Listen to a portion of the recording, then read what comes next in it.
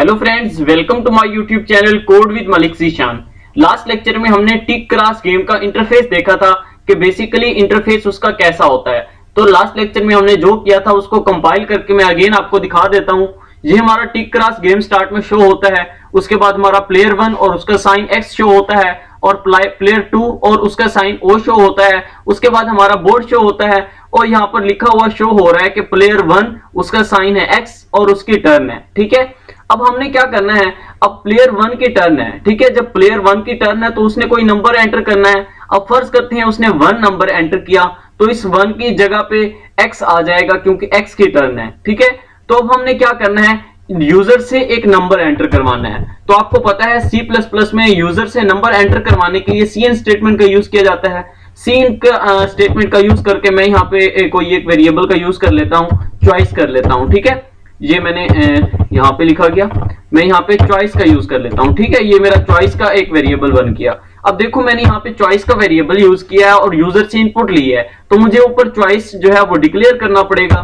तो मैं यहाँ पे इंटीजर टाइप का एक वेरिएबल ले लेता हूँ चॉइस। ठीक है, ये मैंने चॉइस ले लिया। अभी मैं इसको एग्जीक्यूट करता हूँ तो ये हमारा एग्जीक्यूट होगा और ये देखो प्लेयर 1 की टर्न है और आगे कर्सर मूव कर रहा है। ठीक है, अब मैं फर्ज करते हैं यहाँ पे 1 एंटर करता हूँ और हमारा प्रोग्राम एंड हो चुका है। लेकिन हम क्या चाहते हैं, हम ये चाहते हैं कि जब यूजर ने 1 एंटर किया तो 1 की जगह पर x आ जाना चाहिए। ठीक है, हम ये चाहते हैं कि जब यूजर 1 एंटर करे तो 1 की जगह पर x आ जाए, जब यूजर 2 एंटर करे तो 2 की जगह पर x आ जाए क्योंकि x जो हमारा प्लेयर है उसकी टर्न है। ठीक है, तो अब देखो ये हमने 1 जो है इसको कहां पे लिखा हुआ है, इसको हमने इन्वर्टेड कोमास के अंदर लिखा हुआ है। इसको चेंज करने का सिर्फ एक तरीका है, वो ये है कि ये जो हमारे पास नंबर्स हैं 1 2 3 4 5 6 7 8 एंड 9, इनको वेरिएबल बना ले और उनको फिर चेंज किया जाए। ठीक है, तो इनको वेरिएबल कैसे बनाया जाएगा, इनको वेरिएबल बनाने के 3 तरीके हैं।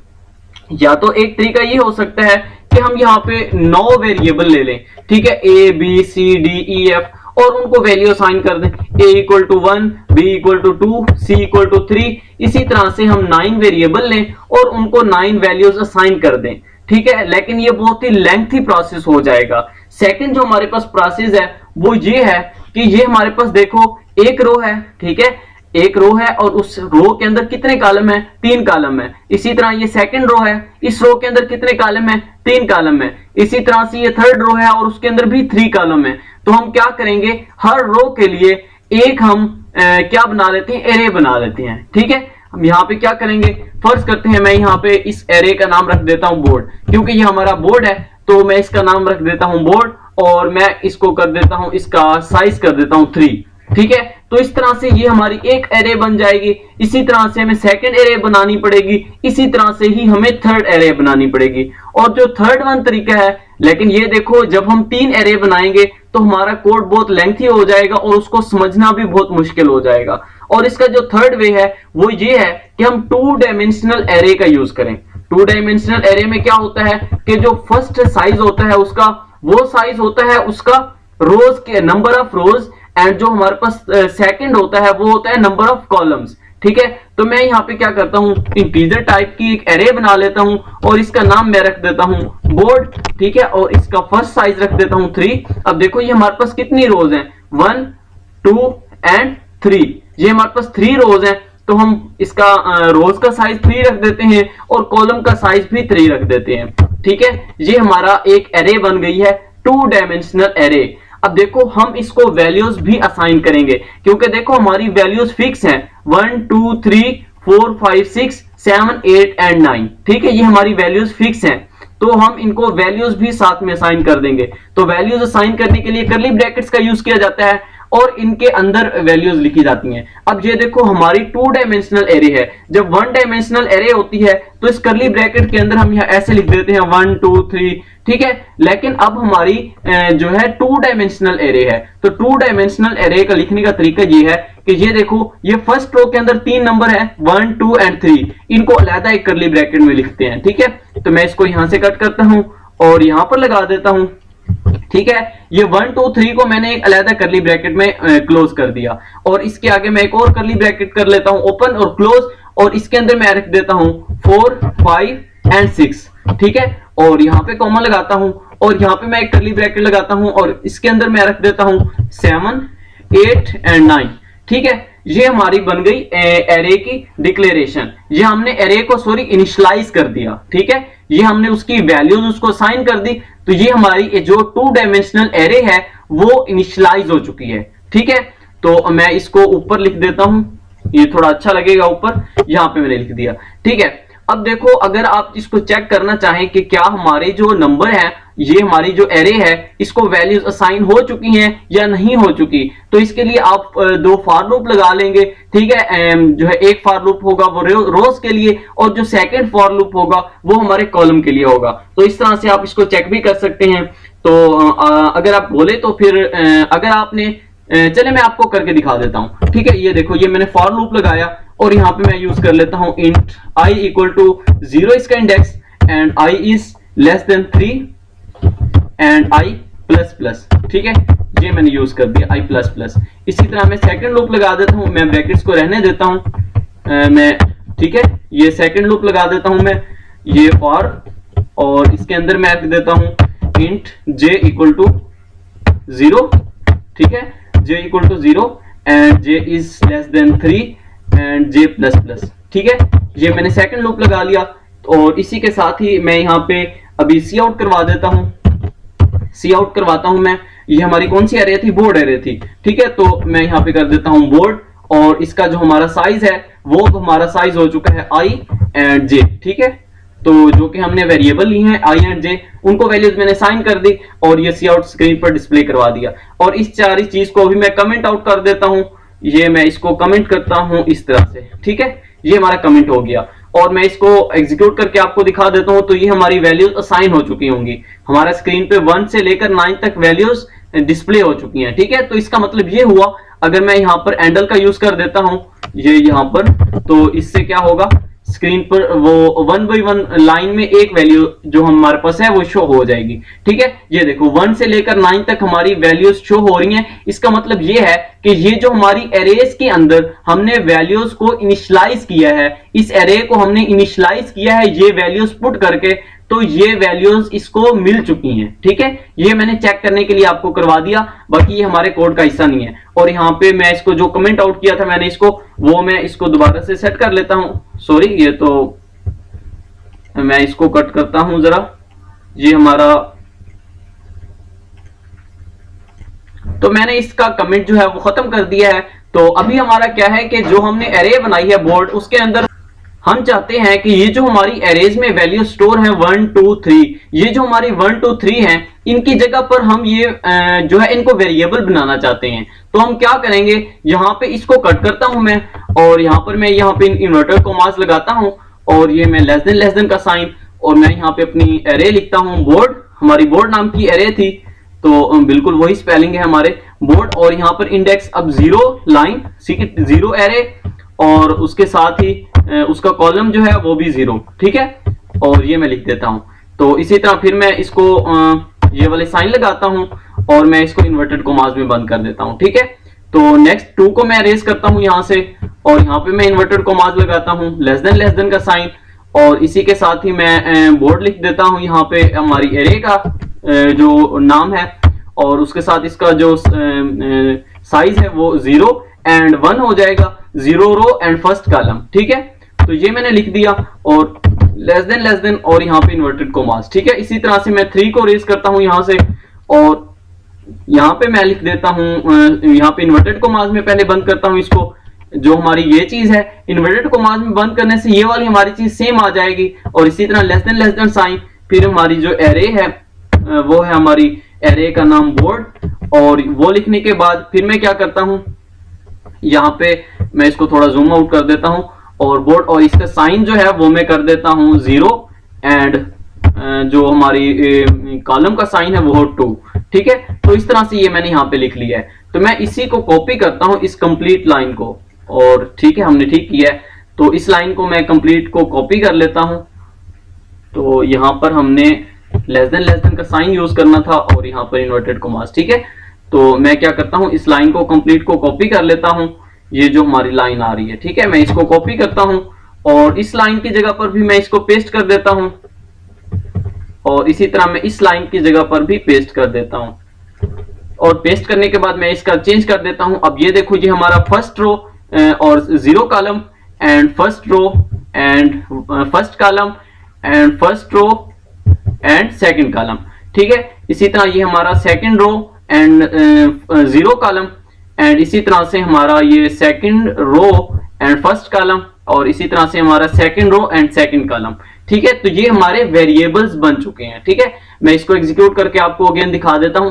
तो ये हमारा बोर्ड एज इट इज बिल्कुल वैसे का वैसे ही डिस्प्ले होगा जो पहले था। ये देखो अब क्या हुआ, मैंने जब 2 एंटर किया तो ये देखो 2 एंटर किया, हमारा प्रोग्राम एग्जिट हो चुका है, ठीक है। तो यहां पे अब हम क्या करते हैं, हम यहां पे स्विच स्टेटमेंट का यूज कर देते हैं कि जब यूजर कुछ एंटर करता है तो उसके लिए क्या फंक्शनैलिटीज परफॉर्म होनी चाहिए, ठीक है। तो मैं यहां पे स्विच स्टेटमेंट का यूज करता हूं।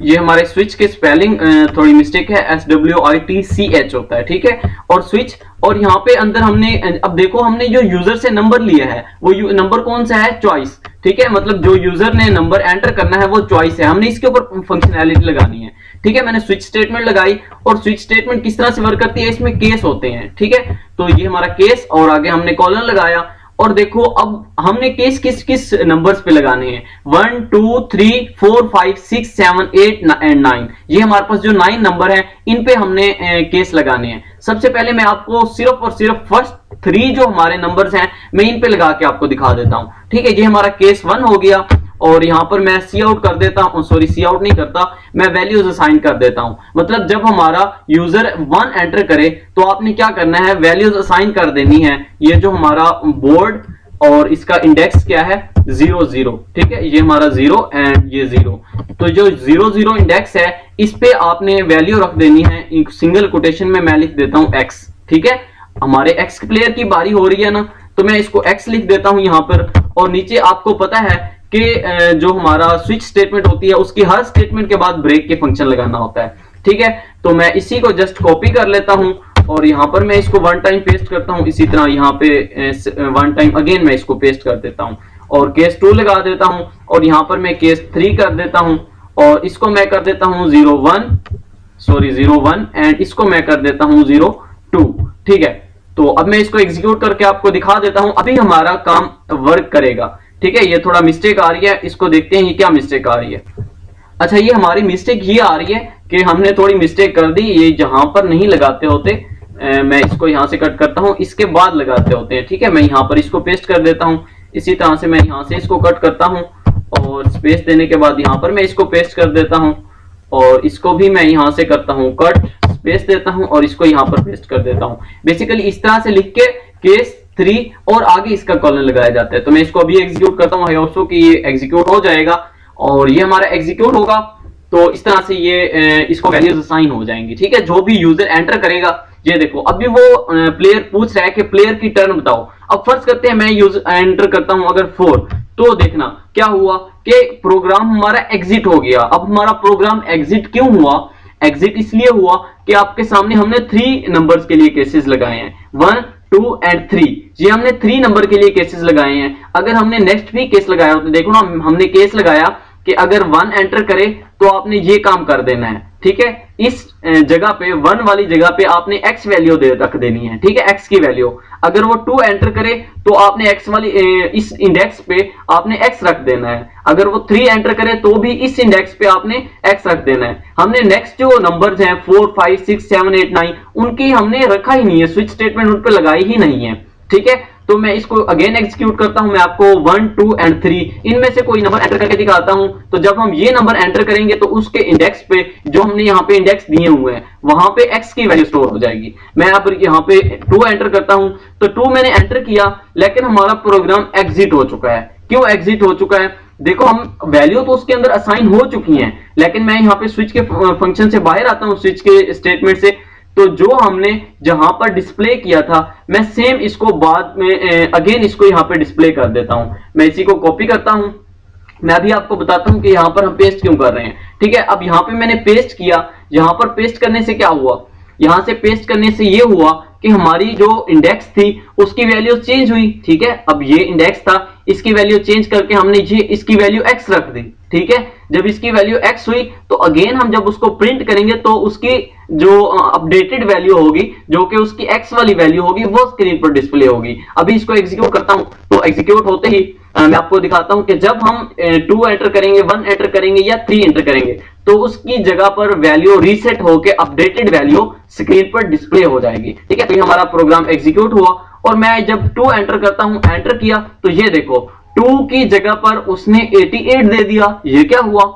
हमने तो ये कहा था कि उसकी वैल्यू, उसकी जगह पर आपने x देना है, ठीक है। देखो हमने यहां पर क्या लिखा था कि जब हम 2 एंटर करें तो उसके लिए आपने क्या करना है, 2 जब एंटर करें तो इस इंडेक्स पे आपने x वैल्यू रख देनी है। उसने क्या किया, जब हमने एग्जीक्यूट किया तो जब हमने 2 एंटर किया तो उसने x जहां पे एंटर करना था, जहां पे उसने x पुट करना था, उसने वहां पर 88 पुट कर दिया। ऐसा उसने क्यों किया, मैं आपको फिर से दिखा देता हूं। 2 एंटर किया, उसने वहां पे 88 पुट कर दिया।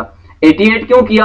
क्योंकि देखो हमने जो एरे बनाई थी, ये देखो ये हमने एरे बनाई थी, उसकी हमने डेटा टाइप इंटीजर रखी है।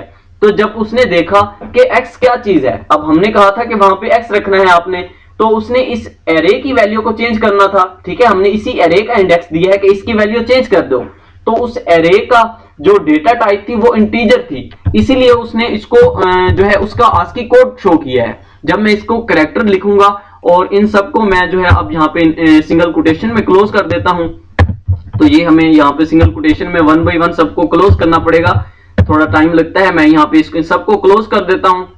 तो इन सबको मैंने सिंगल कोटेशन में क्लोज कर दिया है। अभी मैं इसको एग्जीक्यूट करता हूं तो अब जब हम 2 एंटर करेंगे, 1 एंटर करेंगे या 3 एंटर करेंगे तो उसकी वैल्यू पर, उसकी जगह पर वो x को पुट कर देगा। अभी मैं आपको दिखाता हूं। मैं 2 एंटर किया तो ये देखो ये हमारा 2 वाली जगह पे x आ चुका है। मैं आपको यहाँ पे दिखा देता हूं कि ये देखो ये हमारा 2 वाली जगह पर x आ चुका है, ठीक है।